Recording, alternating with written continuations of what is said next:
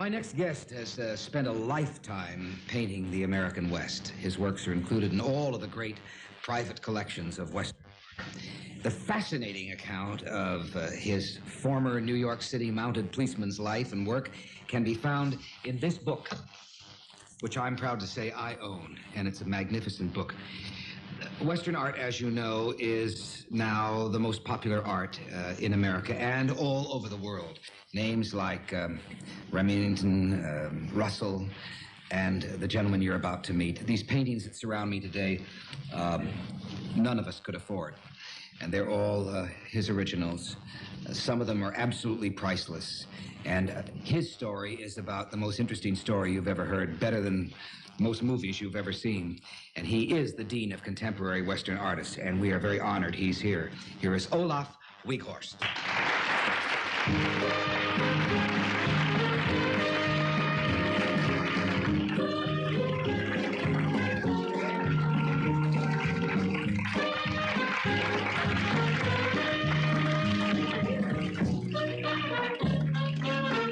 Put your hat out here so it'll really look Western.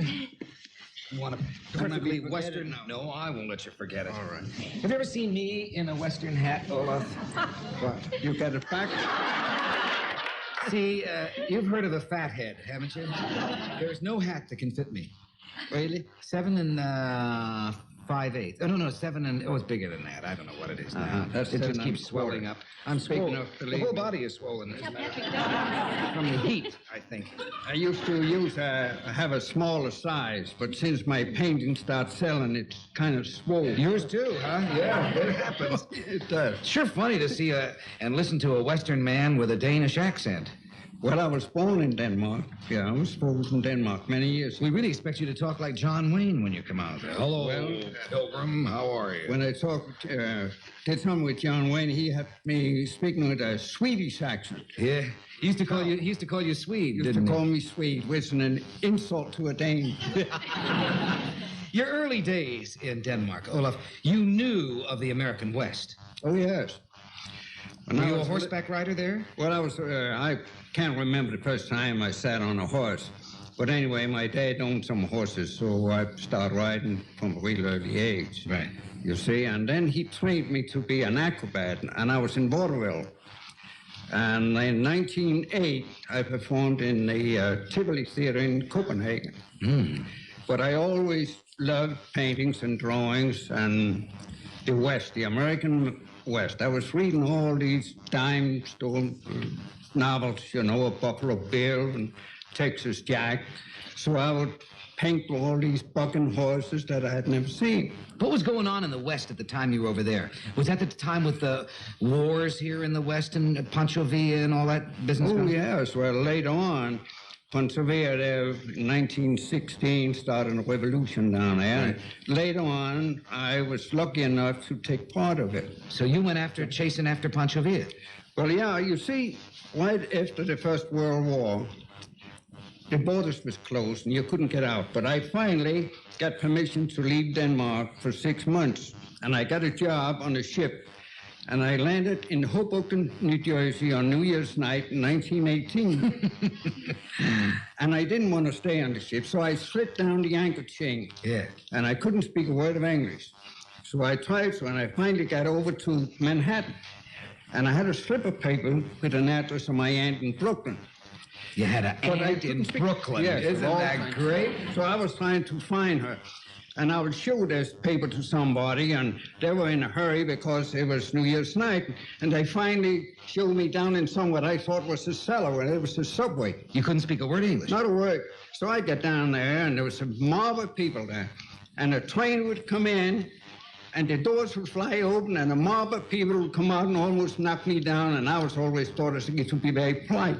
So I would step aside, and I'll take my hat off, you know. And then they closed the door and away the train went.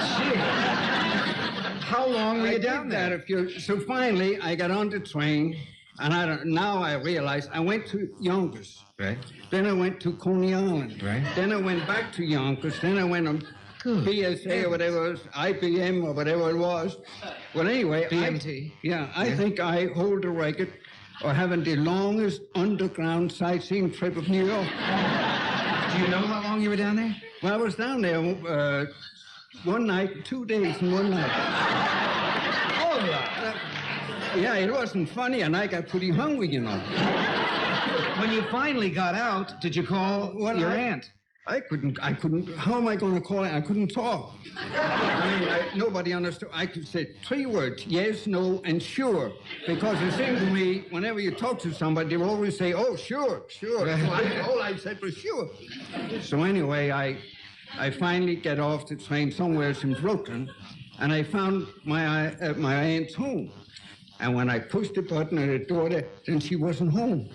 Oh, all that. Well, anyway, I waited there for a week, and I borrowed $8 from my uncle. Right.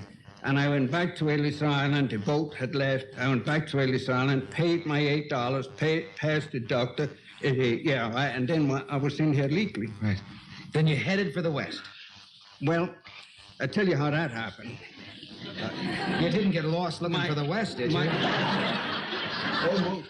My wife used to run errands for my aunt, you see, so I met her there then. She was just a young girl there, so we started going out, and I got a job over in Hotel Clyde's on Times Square. I was supposed to clean windows and being a handyman. Well, anyway, we were sitting in a movie one night, and they used to have the Pathé news reels. Right. And we were sitting there this night, and I saw all these cavalry galloping across the Rio Grande after Pennsylvania. So I said, that's it. So I went down the next day and enlisted. In the cavalry? In the cavalry on the Mexican border. How long did you serve? 3 years. They sent me down. This was really funny. I still couldn't speak, you know. Yeah. So when we were marching one way, I was marching the other way. And it was like all these old Charlie Chaplin films. It's funny now, but it wasn't funny then. Did you ever catch Pancho Villa? No, but I tell you what. No, we never did. No. We chased that guy for 3 years, and we never had to hear him. But anyway, I still wanted to correspond with my wife, which was the girl that I met my aunt. So anyway, I couldn't write, so I had a friend in the army there. His name is Bud Jones. So I got him to write my love letters. And he wrote them, and I get a letter back, and he would read them to the whole troop, and everybody had Lord. But I tell you, the funny part of when I finally got back to New York in 1924, they must have been pretty good, because my wife said, where in the world were you? We were supposed to get married 6 months ago. I didn't even know. He'd been doing all the proposing for you. Everything, yeah. Who are some of the owners of who have your work in their collection? Well, let me see now. President Eisenhower had one of mine hanging in the White House when he was president. Right. Barry Goldwater has some. Leonard Firestone has some. Right. The ambassador. And Bing Crosby. Right. And Roy Rogers. And Clint Eastwood, I believe, have some. Yes.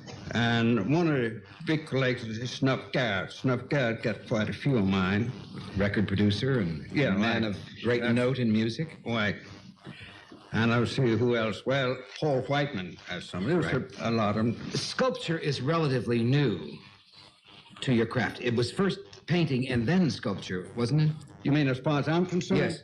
Oh, yes. I didn't start sculpting until, it's probably... Well, I did the first one, really, 30 years ago, but I never had it cast until here about 15 years ago. Right. Yeah.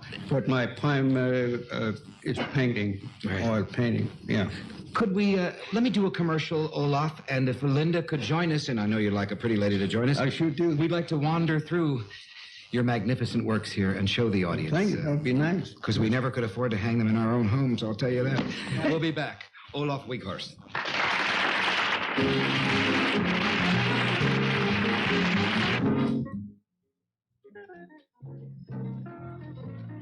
Promotional consideration paid for by the following. The Subaru hatchback. This front-wheel drive hatch has exciting features. Disc brakes, side window defroster, electronic ignition, and steel-belted radios. Subaru, inexpensive and built to stay that way. Delta Airlines now flies to London, Frankfurt, and over 90 cities in the U.S. and abroad. Delta is ready when you are. The new We're about to look at some of the art of Olaf Wieghorst, who has just confessed to us that because of all of his chasing of Pancho Villa, he stayed in good shape and he's going to be 81 years old. That's right.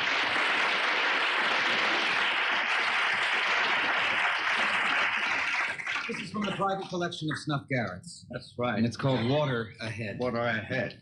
And it reminds, most of my paintings are from my personal experience. And this particular, I remember riding like that out west after I got out of the cavalry.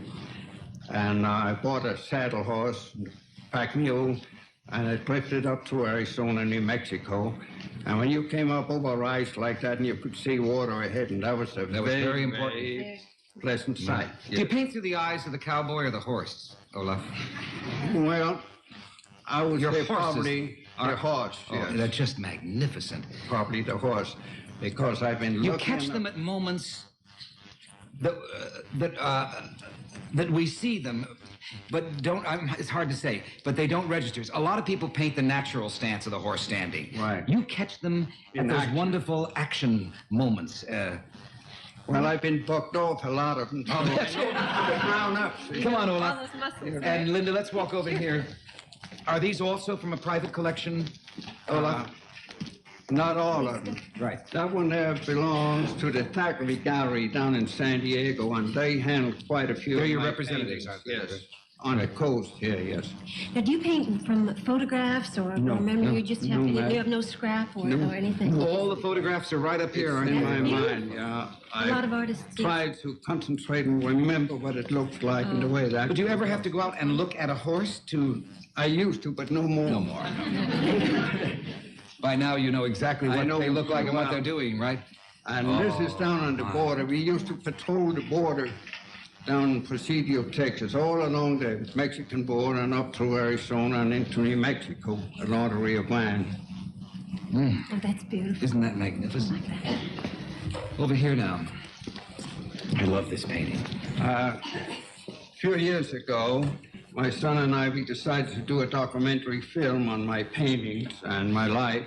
So we went over to Arizona into Superstition Mountains. Here it is. And I did that painting in there, and we used that in the film.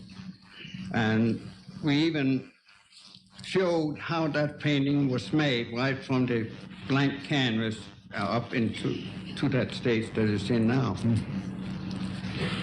Let's move across. This is a very famous painting. It's being reproduced now, Olaf. That's right. It's being reproduced in plates? Plates, yes. It's owned by my wife. I got the idea for it one time we were up around Keams Canyon in Arizona, and I saw a Navajo squaw come into town, and she was riding on a burro, and I got the idea there, so I did it. What's the Will Rogers story? Well, now, You knew him? Will Rogers that's quite a story, yeah.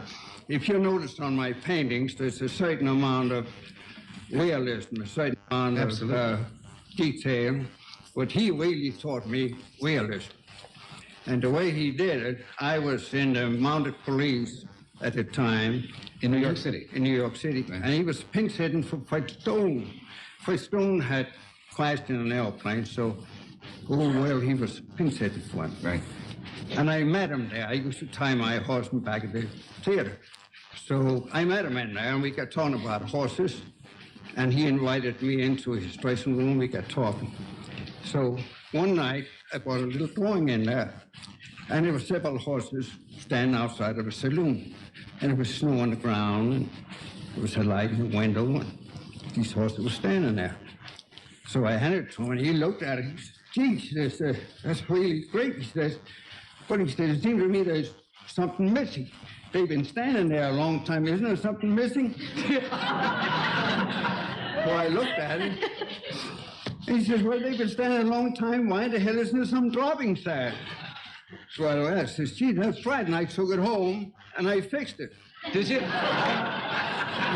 I thought I did a good job, and I bring it back to him a couple of days later, and he looked at it again. He says, "That's fine." He says, "But it's cold, isn't it?" I said, "I guess it is." He says, "There's snow on the ground?" I says, "Yeah."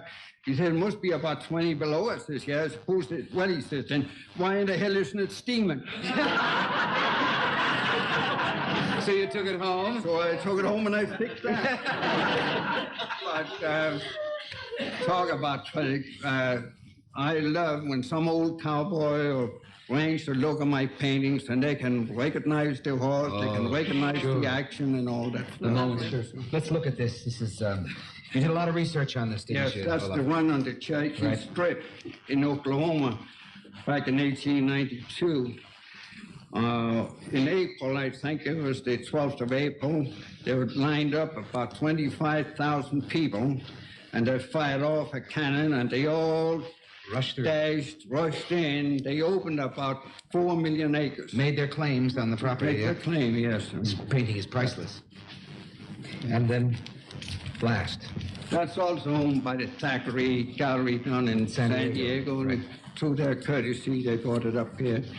And I did that up on the reservation of the Indians up around the Apache Reservation in northern Arizona. It's really beautiful. You're a great artist, Olaf. My Thank word. you. We're very proud to have you.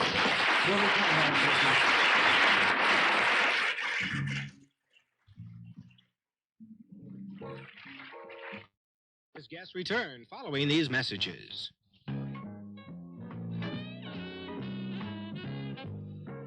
While sitting in the green room, what can happen?